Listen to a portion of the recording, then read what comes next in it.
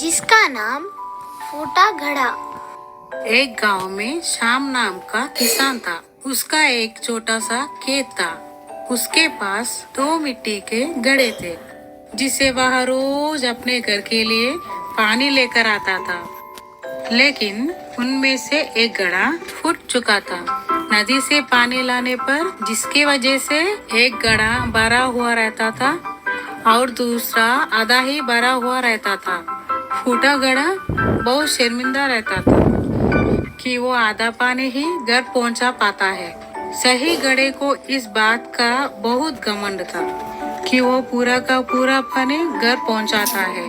इसलिए वो फूटा घड़े को कहता है कि तू आधा पानी लाकर मालिक का मेहनत बेकार कर देता है। ये सुनकर फूटे घड़े को बहुत दुखी होता है। इस तरह दोनों घड़ों के बातें सुनकर श्याम फूटे घड़े को कहता है, तुम सिर्फ अपनी बुराई देख रहे हो, पर मैं शुरू से ही उस बुराई के साथ छिपी अच्छाई को भी देख रहा हूँ।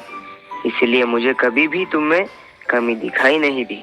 तुम्हें ऐसा क्यों लगता है कि तुम मेरे किसी काम के ही नहीं हो? जाने अनजाने में तुमने मेरी बहुत मदद की है। पर वो कैसे?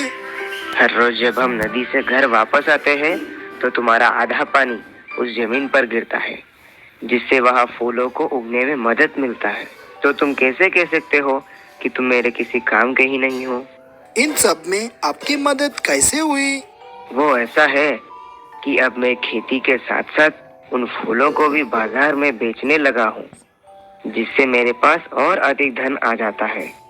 उस धन से मैं खेत के लिए ज्यादा और अच्छे बीज खरीद लेता हूँ। ये सब तुम्हारे वजह से ही हो पाया है।